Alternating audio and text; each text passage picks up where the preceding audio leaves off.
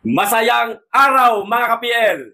Marami-rami tayong pag-uusapan ngayon mga kababayan, lalo na may inilabas na naman po na panibagong video si dating Congressman Saldico. Pagdidiin pa rin po ito mga kababayan, walang iba kundi kay Martin Romualdez at kay Bongbong Marcos mga kababayan. Isang patunay na naman po na sangkot itong si Martin Romualdez at Bongbong Marcos mga kababayan sa napakalalang korupsyon na nangyayari po ngayon sa ating bansa. Ito ho, may video, panoorin po natin. Walang ligtas ang dalawang kumag mga kababayan. Kaya tuloy-tuloy lang sa sigaw natin na panagutin ang lahat ng mga sangkot sa napakalalang korupsyon sa ating bansa. Huwag lamang yung mga maliliit mga kababayan. Mga tinatawag po ni Congressman Marcoletang mga sapsap, mga butete, mga gurame, kundi yung malalaking isda na katulad nitong mga ikinanta ni Saldico, sangkot si Martin Romualdez at saka si Marcos mga kababayan. Panuorin po natin itong pinakabagong video ni Saldico na inilabas niya. 4 na oras pa lamang po ang nakakalipas mga kababayan. Panoorin! Oh, mga kababayan, narito po ang mas detalyado na kwento tungkol sa nabanggit na 56 billion pesos na deliveries para kina dating Speaker Martin Romualdez at Pangulong Bongbong Marcos mga kababayan. Isa po ako sa naniniwala dito sa mga pasabog ni Saldico mga kababayan. Kaya dapat managot itong dalawa. Hindi yung mga ipinakita lang po ngayon sa mga pahayagan na mga nakamagshot na. Hindi ho sila ang pakay natin rito. Dawit lamang po sila. Kundi doon po tayo mga kababayan sa pinaka nag-utos. Bakit lumala itong korupsyon? Ito na po yung video. Panoorin na po natin ang panibagong pahayag ni Saldico mga kababayan. Papalabasin ng administrasyon na ako ay isang terorista sa loob at labas ng Pilipinas. Para mailibing ako kasama ang katotohanan kahit saan man ako pumunta. Sinabi na agad sa akin ni Speaker Romualdez na kailangan ko makapag-deliver ng 2 billion pesos kada buwan para sa pagdi-deliver ng mali-maletang pera patungo sa bahay ni Speaker. Ang sinabi mismo ni Speaker Martin sa akin na hati sila ni Pangulong Marcos sa pera niyon para gamitin bilang bagsakan at imbakan ng pera mula sa mga SOP, koleksyon at deliveries na para sa Pangulo. Huwag mo akong pigilan sa mga insertions ko. Huwag ka nang makialam sa budget. Ang gusto niya ng 50 billion pesos na insertion. Ngunit ang sagot ng Pangulo, humingi ka ng bago or dagdag na insertions.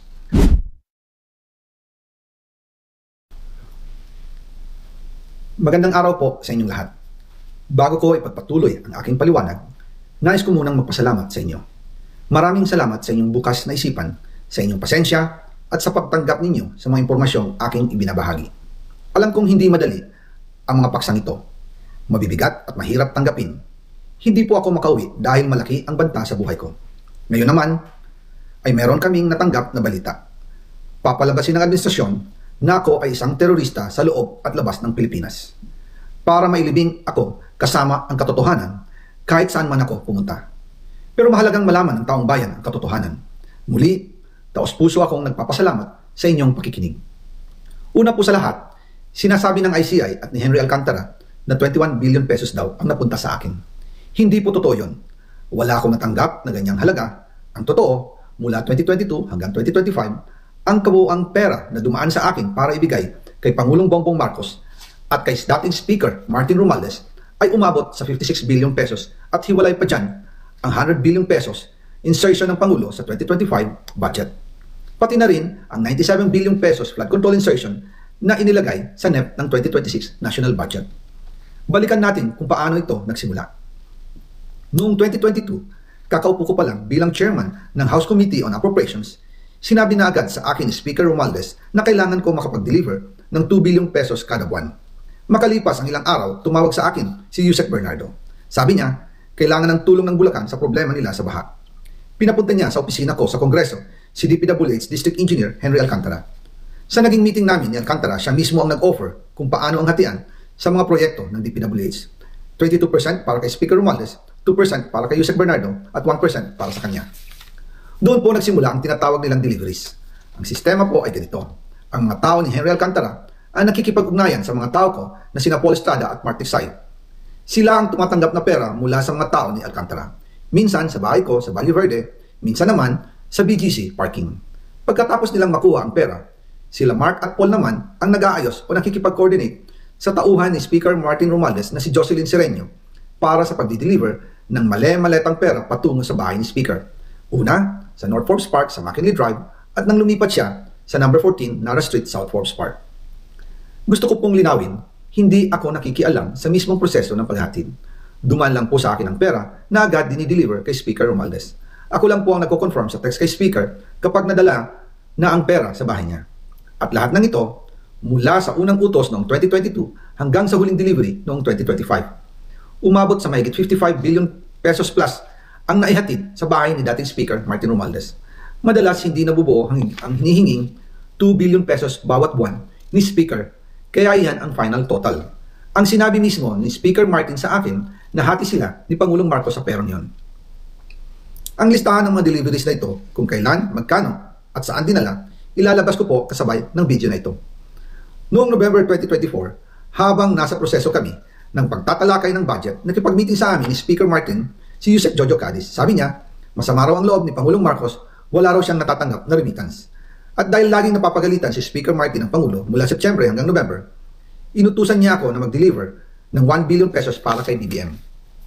Ayon pa kay Yusek Jojo, nang ipaalam niya ito sa Pangulo, ang utos sa kanya ng Pangulo ay mag-ingat at siguraduhin si Yusek Jojo lang ang maghahatid. Ang instruction po sa akin ni dating Speaker Martin Romualdez ay dalhin sa number 30 Tamarin Street, South Forbes Park at ibigay kay Yusek Jojo Cadiz dahil ito raw ang draft of point na malapit sa bahay ng Pangulo.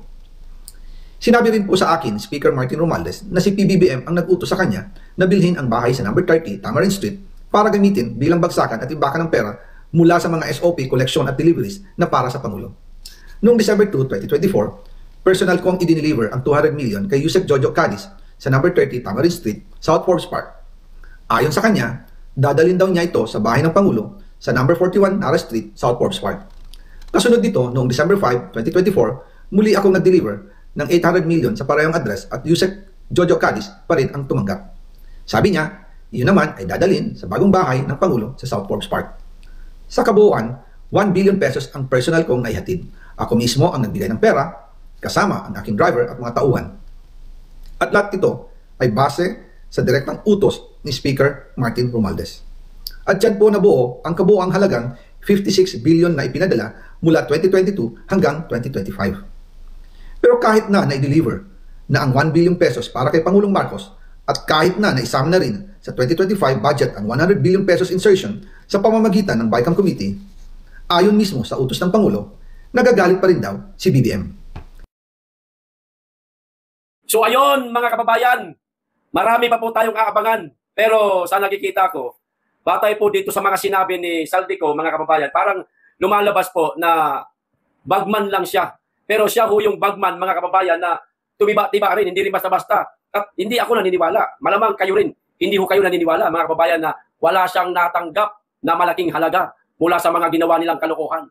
Bakit siya nakabili ng napakaraming air assets at mga mansyon at condo unit kung tanging sweldo niya lang ang inaasahan niya bilang pagiging representante ng Ako Bicol Party List, mga kababayan. Oo, natutuwa tayo sa ginagawa niya, sa mga sinasabi niya kasi nga, idinadawit niya, lakas ng loob niya eh. O talagang pinangalanan niya, name drop to name drop talaga, mga kababayan. Martin Romualdez at Bongbong Marcos, talagang nilinaw niya, mga kababayan, na nagdi-deliver siya ng pera. No? Aba, ano pa ba ang dapat nating pag-usapan dito para malihis ang issue dito kay Bongbong Marcos at Martin Romualdez? Sa palagay ko, wala nang dapat pag-usapan pa, mga kababayan. Kung ngayon, meron ng mga nasa kote na mga di umano'y sangkot dito sa grabing iskandalo ito, grabing pagnanakaw ito sa kaban ng bayan, mga kababayan. Yung iba, nakalipad na ng bansa. Paano naman yung mga nandito? Katulad ni Martin Romualdez at ni Bongbong Marcos. Ako, maaaring kayo rin, mga kababayan. Alam kong hindi kayo naniniwala sa mga sinasabi ni Bongbong Marcos na, teka, hindi ako kasali dyan. tandaan mo natin, mga kababayan, wala pong magnanakaw na umaamin. Pero, meron lang isang umamin na mga nakasama po nilang magnanakaw. Walang iba kundi si Saldico. Oo, natuwa tayo sa mga ginawa niya dahil malaking tulong itong ginawa niya na ito para mapatunayan kung sino talaga ang mastermind. At lumalabas nga dito sa kanyang mga pahayag na ang mastermind si Bongbong Marcos at si Martin Romualdez. Makailang beses niya po pinangalanan lang naman ipukol natin ang mastermind, yung mga DPWH, mga empleyado ng DPWH o mga engineer. Wala naman pong lakas ng loob yung mga gumawa ng kalokohan, no? Dahil nga napakababa lang po ng kanilang mga posisyon sa kanilang ahensya. Sino mga ba? Ang masasabi ng tao na mastermind, edi si Marcos at saka si Romualdez. Sila itong pinakamalaking tao eh. Katunayan, mga kababayan, maliban po dyan sa video na pinanood po natin, baka hindi nyo po ito nakita, mga mali-maleta na naman po na mga ebidensya ang inilabas po ni Saldico. Deliveries for PBBM. Kita nyo na ha. Maliwanag, nag-deliver siya. Kay Bongbong Marcos at kay ex-speaker Martin Romualdez. Listahan ng petsa at halaga ng umano'y naging deliveries ng mali-maletang pera kina Pangulong Bongbong Marcos at dating Speaker Martin Romualdez inilabas ni Saldico sa kanyang Facebook page. Courtesy Representative Saldico sa FB niya, mga kababayan. Ang video, napanood na po natin. Ito ho, ipapakita ko na lang po sa inyo, mga kababayan. Iisa-isahin ko po itong mga litratong nakalap po ng mga mainstream media. Mga kababayan, nakikita niyo ba, napakahaba ho ng listahan. Alam kong napakaliit po sa screen ninyo, hindi niyo po mapapanood dyan, hindi niyo po masyado mababasa yan. Basahin ko na lang po. Mula po dyan sa pinakaitaas, mga kababayan, ang petsa ho niyan, Setyembre 1, 2022 pa lamang po. Kauupo pa lang, naknagtucha naman talaga, oo. Kauupo pa lang ni Bongbong Marcos. Gumagawa na kaagad sila, mga kababayan, ng mga pagnanakaw na may tuturing ho natin. Di ba ga? Maliwanag. Ano tatawag na dyan? Balato? Bonus? Ano ba nangyari ngayon sa bansa natin? Di ba gay corruption? May corruption, may nakawan. Mula po ito September 1 hanggang 2022 hanggang 2025 po yan, mga kababayan. Pinakadulo, ayan nasa baba. August 5, 2025 na sumatotal po nito, mga kababayan, umaabot po ng 57 billion mahigit. Ayan, 57 billion. At meron pang panibagong mga taong lumutang na naman, nasangkot. PBBM, care of Yusik Cadiz. Ang laki ho ng halaga. Umaabot po ng 1 billion, mga kababayan. Kita nyo na? Aba, kung merong iniimbestigahan ng mga sapsap, butete at gurame, paano naman yung pinangalanan ilang beses na ni Saldico, si Romualdez, at saka si Marcos? Magbibingi-bingihan na lang ba kayo? Senate Blue Ribbon Committee, anong ginagawa ho ninyo? Panfilo Lacson, anak na, hindi ho pwedeng iisang tabi ho natin itong mga sinabi ni Saldico. Sangkot si Bongbong Marcos, sangkot si Martin. Hindi natin ito iimbestigahan sa Senado, sa Senate Blue Ribbon Committee, kundi doon lang tayo tututok sa mga maliliit na isda. Ay hindi ho pwede yun. Winawalan po ninyo ng saysay itong mga ginagawa ni Saldico. Ito totoo sinasabi niya kaso, kayo dyan sa Senado, lalong-lalo na sa chairman ng Senate Blue Ribbon Committee, ang hindi ho ninyo pagkilos dito sa mga sinabi ni Saldico, maituturing po na pagtatakip ito kay Bongbong Marcos at kay Martin Romualdez. Mga sir, Sir Panfilo Lacson, kailan po iimbestigahan si Bongbong Marcos at si Martin Romualdez? O kahit itong mga sinabi na lang ni Saldico na makailang beses niya pinangalanan si Bongbong Marcos at si Martin Romualdez, kahit ito na lang. Pag napatunayan totoo, dapat gumawa ho kayo ng hakbang. Huwag po nating ito-tolerate ito. Huwag po nating hahayaan na hindi sila managot. Maliwanag na. Ano pa ba kulang? Samantalang yung isang pobreng tao lang na nagnakaw lang ng isang snowber na ipapakulong nga. Gumaganang maayos ang batas ng Pilipinas. Pero kapag ka sa malalaking tao involved sa pagnanakaw, bilyon, trilyon ang ninanakaw, hindi ho ninyo iniimbestigahan. Meron pong skipping. Ini-skip ninyo. Ito ho, yung mga mali-malita, mga kababayan, isa-isahin ko. Naku, karami ho nito. Una, ayan ho. Ayan ho yan ha. May 1, 2024, mga kababayan. Cash out, 34 luggages, mga kababayan. Total 1 billion. Delivery to RR. RR, ano itong RR na ito? Delivery to RR delivered to RR pala. Ayan, pasensya na. Ang liliit po ng letra. Delivered pala. Delivered to RR. Ayan. Pangalawang picture po, mga kababayan. Naku, karami nito. Ayan October 2, 2024. Cash out pa rin po, syempre. 27 luggages. Total 1 billion. Deliver from RR pa rin po, mga kababayan. 7:30 PM. Talagang nakuha na ng ng litrato ni Saldico. Napakagaling. Pinaghandaan niya ito, malamang, mga kababayan. Alam niyang isang araw siya ang gigipitin. Mabuti na lang at naging handa itong mama na ito. Kahit nakasama siya sa mananagot. Ito pa. June 14, 2024. Cash out 1 billion for RR pa rin po. Ayan, mga kababayan ha. Ito pa. Naku, karami ho nito. Pag ito, pang-apat na ba to? Ayan, November 29, 2024. Cash out 28 luggages, 1 billion delivered to RR pa rin po. Ito pa isang litrato. January 11, 2025, cash out, 13 luggages po mga kababayan. 1 times 20, 12 times 40. Ano to? 1 by 20 at saka 12 by 40. Yung sizes yata ito ng maleta. No, total po 5 million. Delivered to RR pa rin po. Sunod. Ito naman, December 14, 2024. Cash out pa rin mga kababayan. 5 luggages lang. Ayan.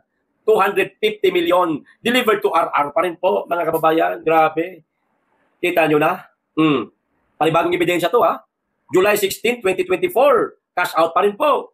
1 billion delivered to RR pa rin, mga kababayan. Paspasan natin ng kaunti. January 17, 2025. Cash out 11 luggages. 5 million delivered to RR. Sunod. August 8, 2024. Cash out pa rin po. Naku, may tinakpan, hindi nakita. Basta kaya total niya po, mga kababayan, 500 million delivered to RR. Cash out pa rin. June 3, 2024, cash out to 1 billion for RR pa rin. Galing, no? Talagang dinitalye niya, no? Para kung sakali nga naman magkabukingan na, ito na nangyari na nga, meron siyang maipapakita. March 12, 2024, cash out, 35 luggages, total 1 billion delivered to RR. Mga kababayan, pinaghandaan ito ni Saldico. Alam niyang mangyayari talaga na pagdating araw siyang itutumba, sa kanya lahat ipapalo ito. Kaya sinigurado niya, pinicture niya, mga kababayan. Para hindi lang siyang managot sa batas at magbayad ng mga pagkakasala nila, kundi lahat silang mga gumawa nito, itong corruption. November 15, 2024, cash out, 28 luggages, 1 billion delivered to RR. Ayan. August 16, 2024, 7 by 50, 350, 7 times 50 equals 350. 2 times 25 equals 50. Total 400 million yata ito. Oo, kasi napakarami po eh. Delivered to RR pa rin po. Ayan, September 16, 2024, cash out, 18 luggages, delivered to RR, total 500 million. Grabe, pinagluruan talaga nila ang pera. Napakarami mga Pilipino naghihirap, pero sila naliligo ho sa pera. Kaya wag ho tayo pumayag, mga kabayan, na hindi maisama itong malalaking isda na pinangalanan po ni Saldico. Cash out pa rin po, July 15, 2025, 500 million delivered to RR. Sunod. Ito, February 1, walang patawad. Tragis itong mga tao na ito. 2025, cash out, 15 luggages, 500 million delivered to RR. Grabe, inipon pala nila, no, mga kababayan, inipon nila. July 27, 2024, cash out. Total 1 billion delivered to RR. Ayan. February 10, 2025, cash out, 13 luggages. Ang total po, 500 million. Delivered to RR pa rin. Kadami ho nito. May 14, 2024, cash out, 1 billion delivered to RR. Cash out, May 29, 2025, 10 luggages, 500 million delivered to RR. July 12, 2025, cash out, total 500 million delivered to RR. Ayan, patay ka, RR ka. Yari ka talaga. April 16, 2024, cash out, 1 billion to RR pa rin po, mga kababayan.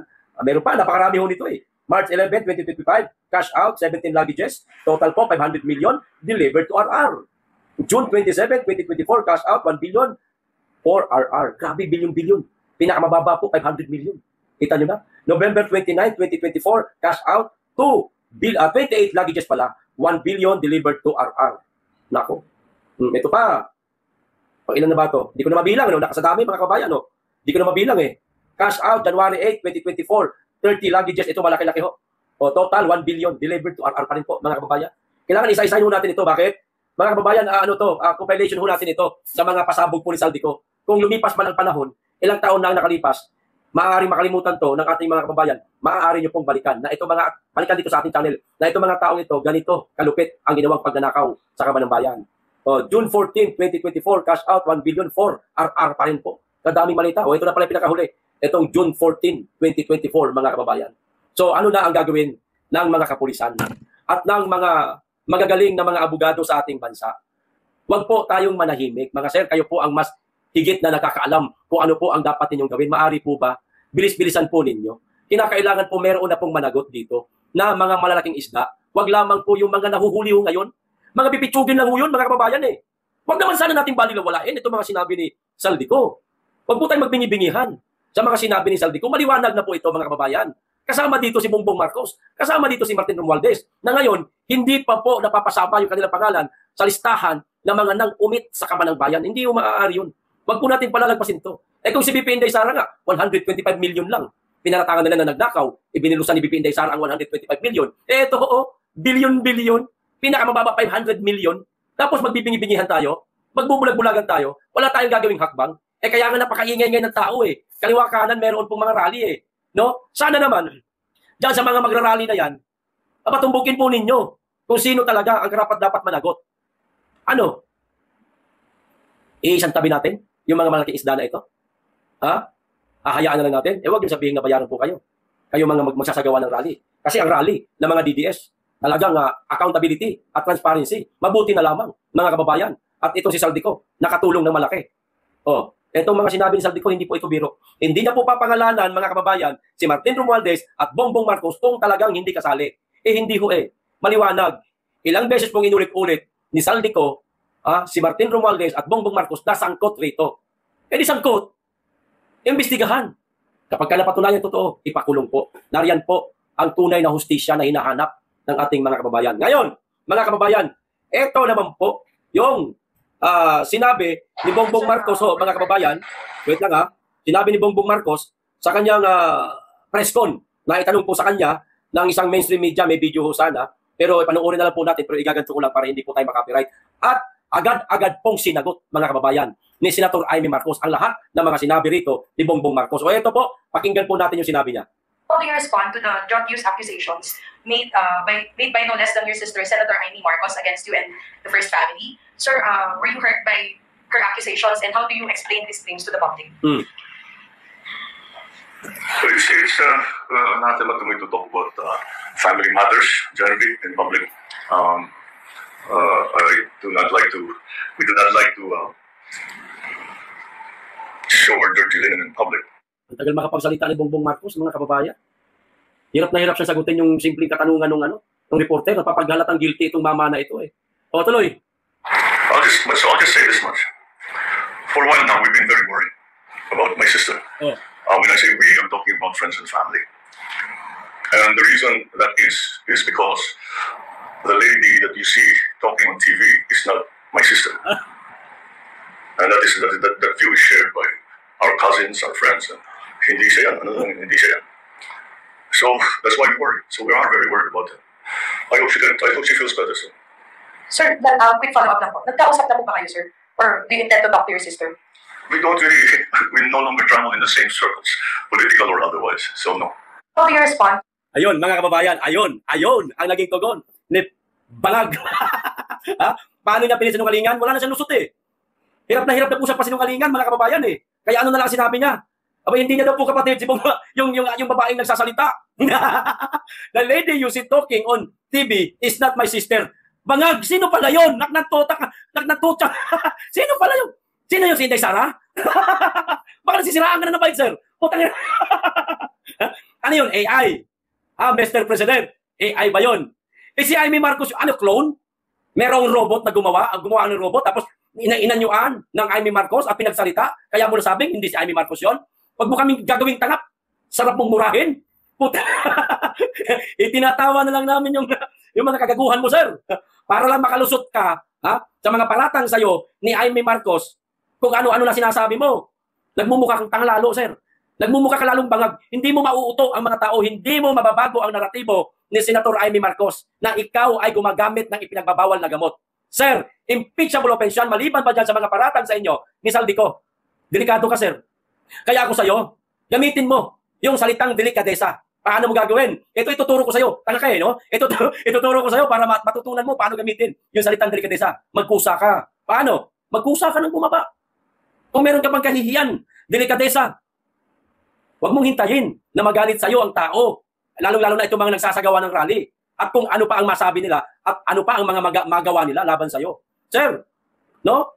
Yun lang naman, kasimple Magkusa po kayo. Uulitin ko, lilinawin ko.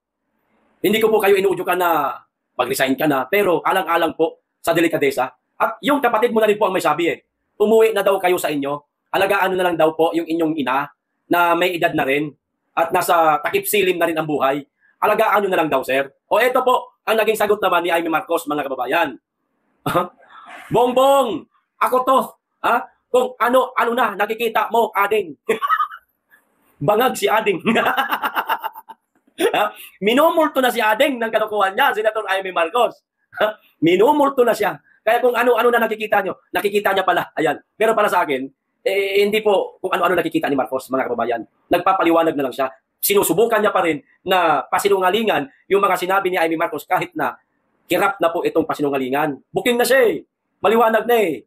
Confirm na po ng sambayan ng Pilipino na gumagamit siya ng droga. Oh, patunayan mong mali ako. Gusto kong mali ako. Yan naman pala, Mr. President, patunayan mo daw. Patunayan mo daw na mali siya. At gusto rin ni Amy Marcos na mali siya. Bakit? Pagmamahal niya pa rin yan sa'yo. Pero hindi eh. Kakibat po ng kanyang pagmamahal o pagmamahal ni Senator Amy Marcos, mga kababayan, sa kanyang kapatid na gumagamit di umano ng droga, ay yung pinapauwi na lang siya sa kanila. Para nga naman mailayo ng lalo sa issue. At higit sa lahat, matapos na itong issue ito, yan lang naman po ang susi talaga eh. Umuwi na sila sa kanila. Ibig sabihin, bumaba na. Tapesto. At si Amy na rin may sabi niyan. Ngayon, kung sino man ang taong mga kababayan natin nagsisigaw na Marcos resign, eh hindi naman siguro sedition yon. Sa palagay ko lang, hindi sedition yon. No, mga kababayan. Kundi, mas mainam pa nga yung ganun eh. Para maiwas na sa kahihiyan at kontrobersiya si Bongbong Marcos, mga kababayan. Di po ba? Maiwas na. Matigil na rin. Matapos na rin itong issue na ito. O patunayan mo daw, Mr. President, na mali yung kapatid mo. Sa paano paraan? Simple lang, sir. Kung ayaw mong bumaba talaga sa pwesto mo, nanghihinayang ka, kasi minsan na dumaan sa buhay mo na maging presidente ka, patunayan mo na lang na mali daw si Amy Marcos sa mga sinasabi niya laban sa'yo. Simple lang. Magpa-hair follicle drug test daw po kayo, sir. Hindi niya na binanggit dito, pero maaaring yun po ang tinutumbok niya rito sa mga sinasabi niyang patunayan mong mali ako. Gusto kong mali ako. Subukan niyo po, sir. Magpa-hair follicle drug test po kayo, pero dapat live. Merong mga media na naka-live. Walang putol. Lalong-lalo na mga vlogger. No? Mga vlogger. Kahit wag na magsalita, ipakita lang kung ano ang ganap, kung ano ang ginagawa ninyo habang isinasagawa ang hair follicle pulburon test. Di ba? Ganun na lang. Para mapatunayan mong mali si Amy Marcos. Pero kung lumabas, sir, na magpositibo ho kayo, sana naman gamitin po natin ang salitang delikatesa. Okay, hanggang dito lang. Maraming salamat. Mag-iingat kayong lagi at higit sa lahat, mahalin po natin ang Pilipinas.